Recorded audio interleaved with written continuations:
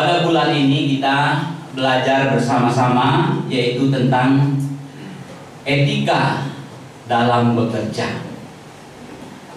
Berbicara tentang bekerja, bahwa semua orang membutuhkan pekerjaan. Selama hayat masih dikandung badan, kita tetap bekerja. Bahkan Rasul Paulus mengatakan, apabila tidak bekerja, janganlah ia makan. Harus bekerja. Nah, oleh karena itu saudara yang dikasihi oleh Tuhan, minggu pertama kita sudah belajar bahwa saat kita bekerja, lakukanlah yang terbaik. Dan minggu yang kedua, yaitu etika dalam bekerja itu bagaimana kita harus mampu bekerja sama dalam sebuah tim. Dan pada minggu ini kita akan belajar bersama-sama yaitu saat kita bekerja, bekerjalah dengan bijaksana. Nas pembimbing dari Kolose 3 ayat 23 kita baca sekali lagi. Apapun juga yang kamu perbuat, berbuatlah dengan segenap hatimu seperti untuk Tuhan dan bukan untuk manusia. Apapun juga yang kamu perbuat, perbuatlah dengan segenap hatimu seperti untuk Tuhan dan bukan untuk manusia. Pasti kita akan tahu orang yang bekerja dan bekerja dengan setengah hati. Kalau dia bekerja dengan setengah hati, pasti dia akan gampang untuk mundur.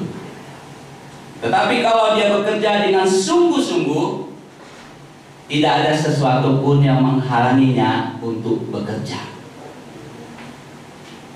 Mungkin kita menjadi seorang yang tidak populer di dalam sebuah pekerjaan kita, dan mungkin kita juga tidak diidolakan dalam pekerjaan kita oleh banyak orang, ataupun juga bukan seorang yang spesialis dalam segala tugas tanggung jawab yang dipercayakan kepada kita, dan juga kemungkinan kita tidak ahli di dalam suatu bidang pekerjaan.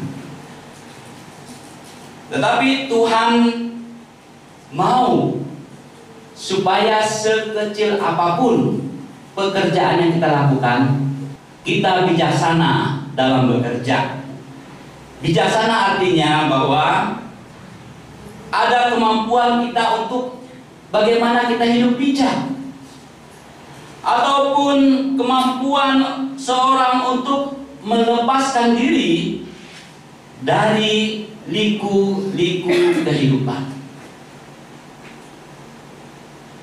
Pasti ada persoalan, pasti ada tantangan, pasti ada hal-hal yang bisa membuat kita khawatir di dalam segala sesuatu tindakan kita. Tetapi disitulah kita membutuhkan satu kebijaksanaan, bijak.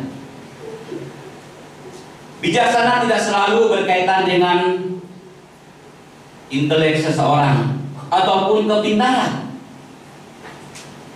Tetapi banyak juga orang yang dikatakan pintar, ahli di dalam bidangnya, juga bisa jatuh. Seahlinya kita di bidang apapun, pasti kita bisa jatuh. Tetapi yang penting di situ adalah bagaimana kita bijaksana.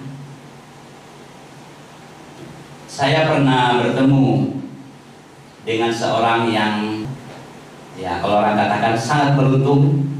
Kalau istilah yang sangat fanatik lagi, garis tangannya selalu baik, ya kan, betapa garis tangannya lurus gitu ya. Dia tidak punya pendidikan, dia hanya tamat SMA, tetapi dia diangkat menjadi lurah di daerah itu. Sebenarnya banyak orang yang punya potensi, punya pendidikan tinggi, tetapi tidak dipercayakan. Waktu saya sharing dengan beliau, kok Pak bisa jadi lurah jauh-jauh di daerah sana ya? Dia bilang, ya, kalau kita melayani masyarakat dan hidup bijaksana, tentu kita akan dipilih dan diangkat dan dipercayakan. Dan bahkan juga ada orang yang punya pendidikan yang sangat tinggi, tetapi tidak bisa bekerja. Karena apa? karena tidak bijaksana. Bukan tidak pintar, tetapi karena tidak bijaksana.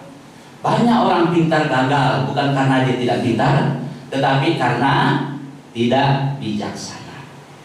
Oleh karena itu, bijaksanalah dalam bertindak dalam segala kegiatan dan pekerjaan kita dan segala tutur kata kita. Ciri-ciri orang yang bekerja dengan bijaksana adalah dalam ayat pembacaan kita tadi. Kita baca sekali lagi. Kami ayat ke-15, 23. Karena itu perhatikanlah dengan saksama bagaimana kamu hidup. Janganlah seperti orang bebal, tetapi seperti orang arif. Dibandingkan orang bebal dan juga orang yang arif.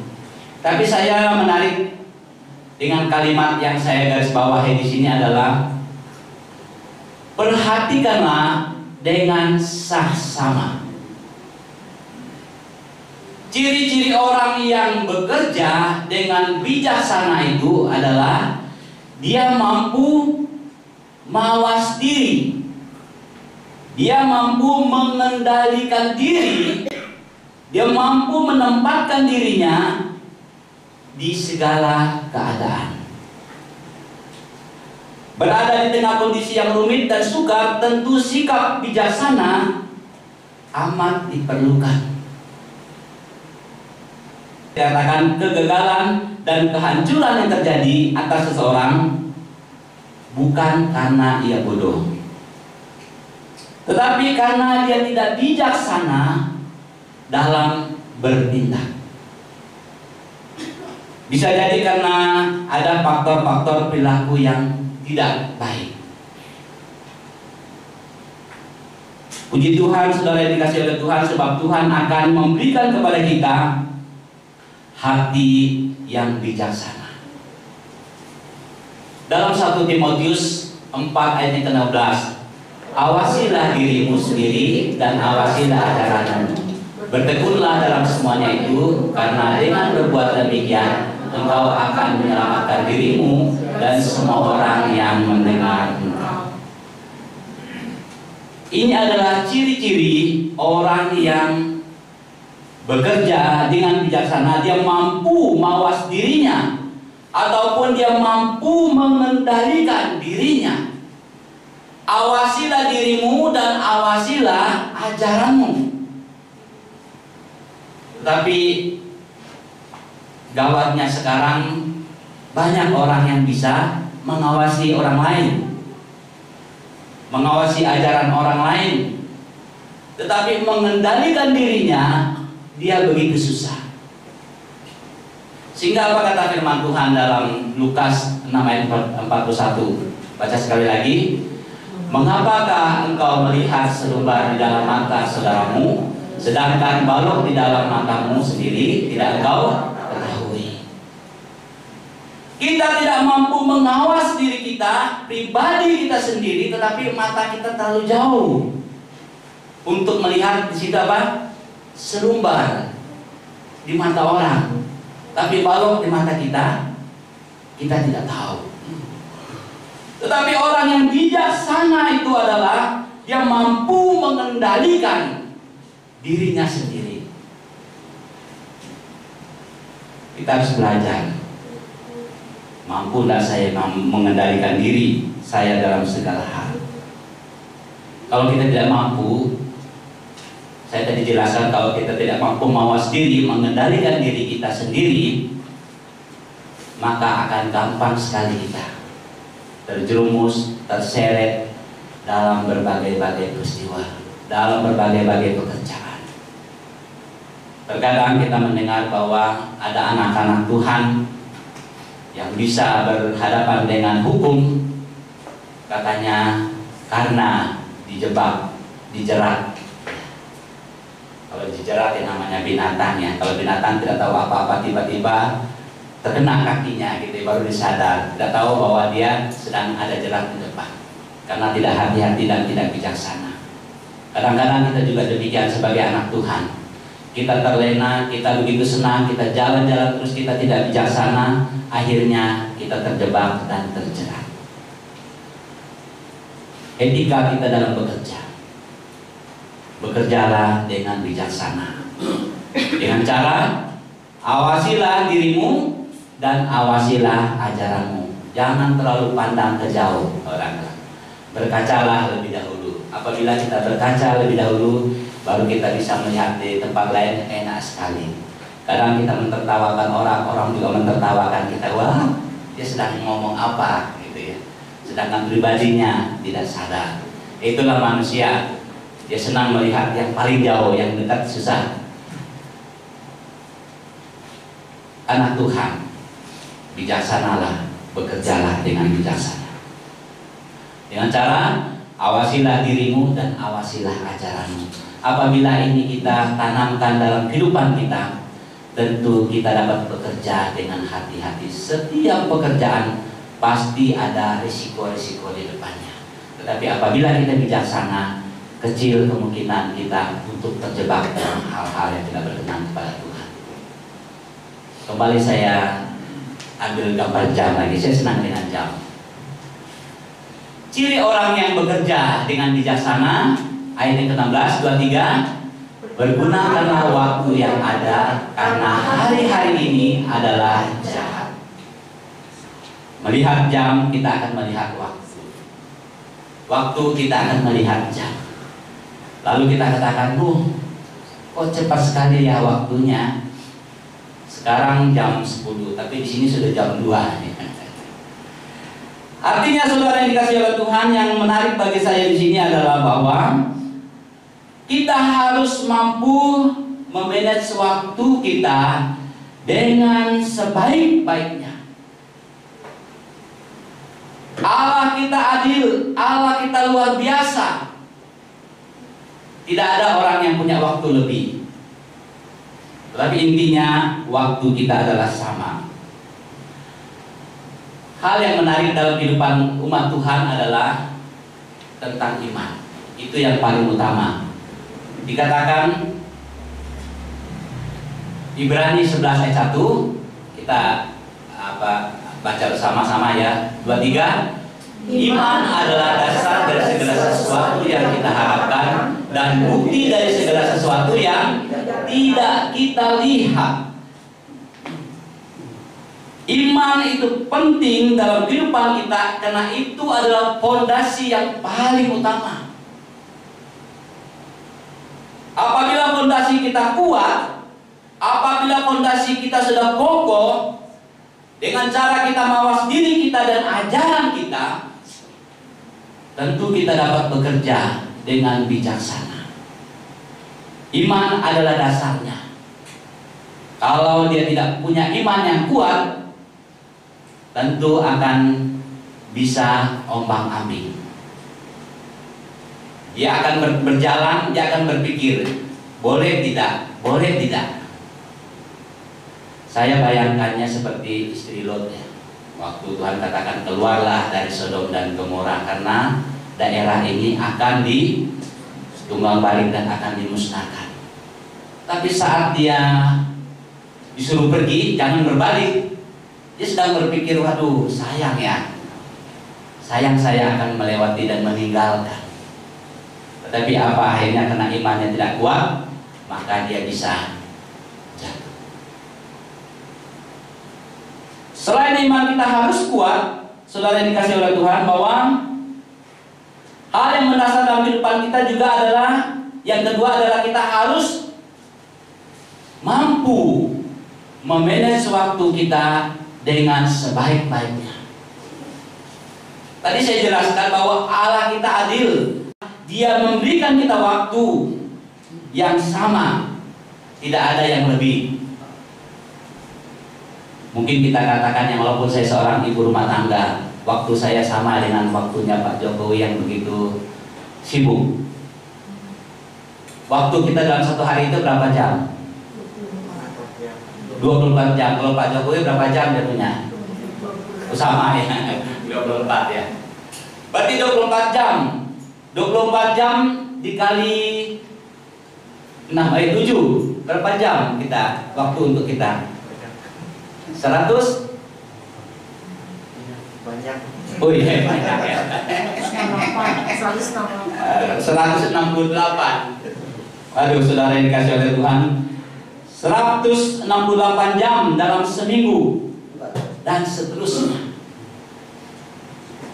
Namun saudara yang dikasih oleh Tuhan, yang walaupun waktu kita sama 168 jam dalam satu minggu atau 24 jam dalam satu hari, ada orang yang bisa mengerjakan 10 item dalam 24 jam dalam satu hari.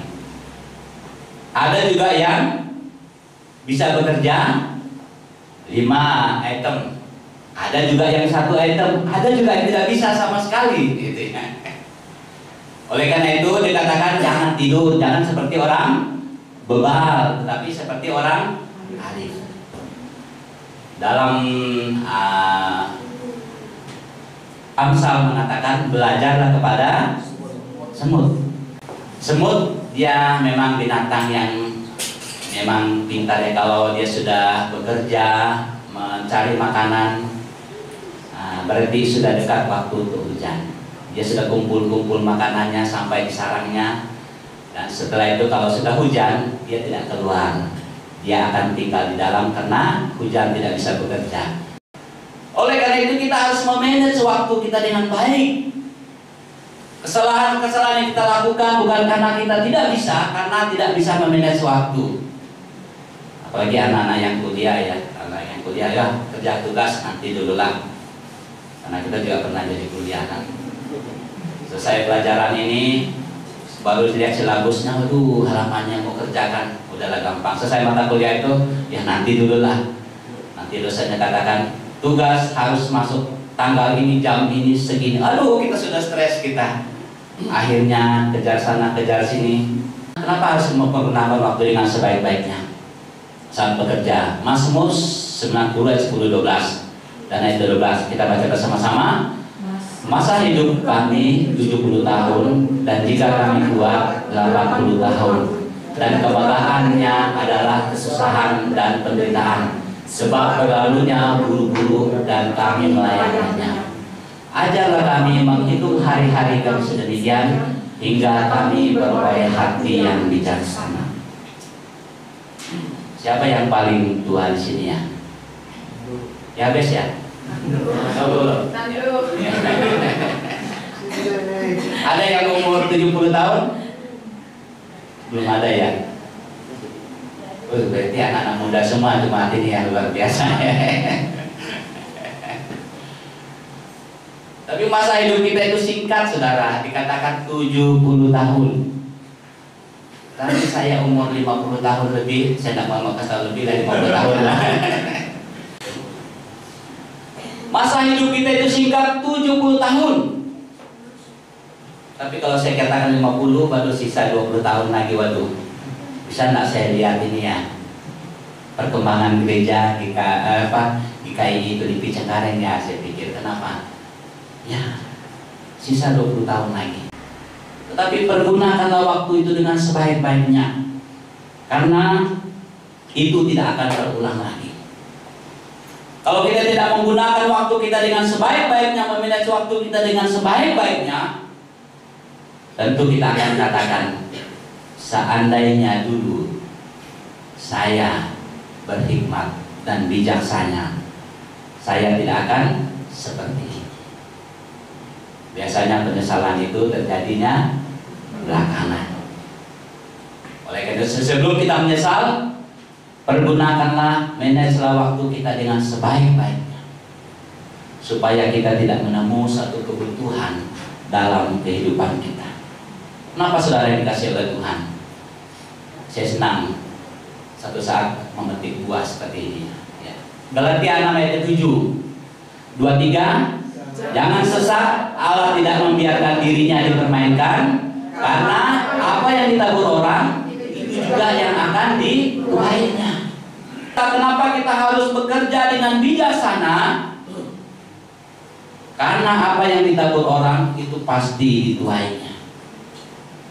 Tapi jelasnya saudara dikasih oleh Tuhan, apa yang kita tabur pasti itu yang kita tuai. Menabur kebaikan akan menuai kebaikan. Menabur kejahatan menuai puting beliung katanya ya. Ada tak orang yang nanam tomat nanti panen durian ya? Kalau gitu kami beruntung, ibu senang tanam tomat, nanti panennya durian kan enak juga ya. Durian berdaun tomat kan bisa jadi. Itu ada di dunia maya. Tapi satu hal yang pasti, apa yang ditabur orang itu juga yang akan dituainya.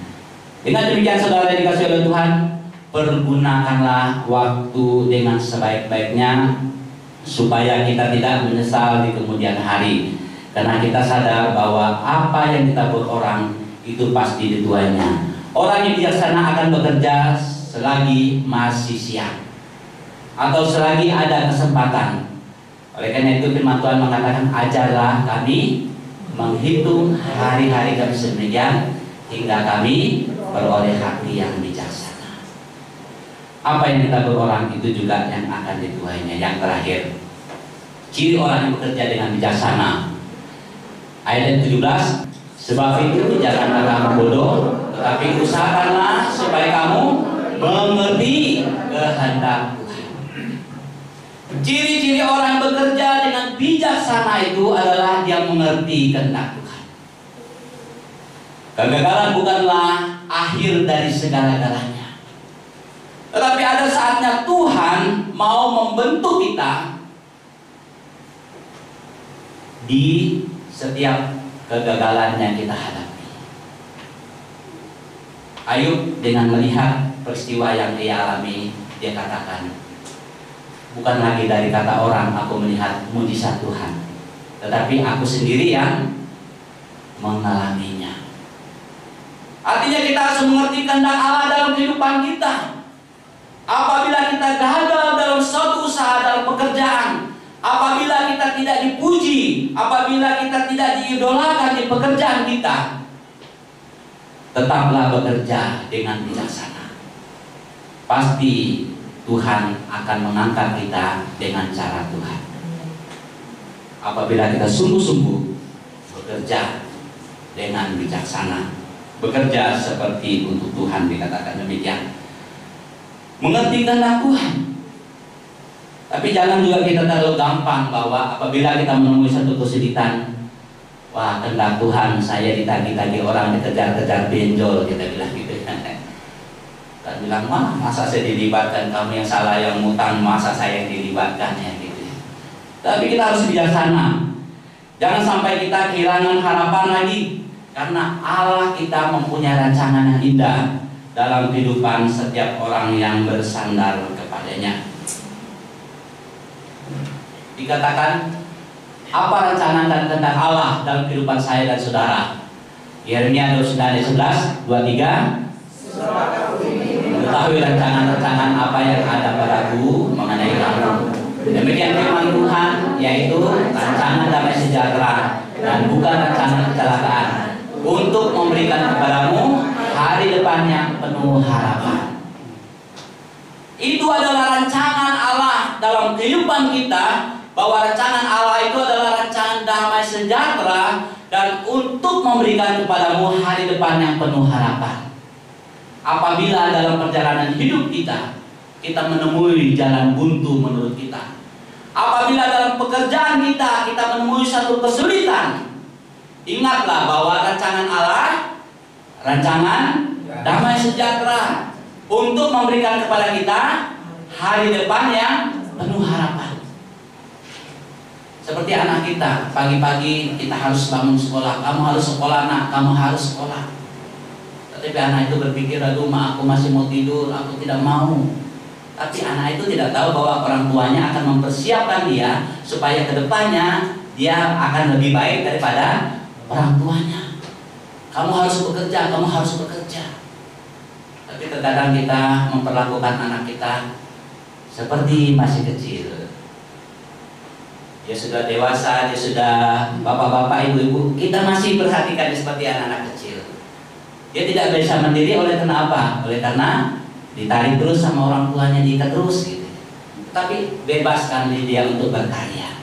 supaya dia bisa mandiri, bisa lakukan segala sesuatu. Kenapa? Rancangan Tuhan, rancangan damai sejahtera untuk memberikan kamu hari depan yang penuh harapan.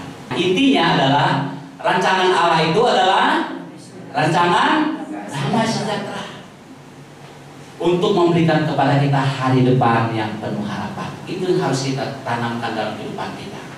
Oleh karena itu, bekerjalah dengan bijaksana, bekerjalah dengan sungguh-sungguh, sehingga kita dapat menikmati persekutuan yang indah di dalam Tuhan.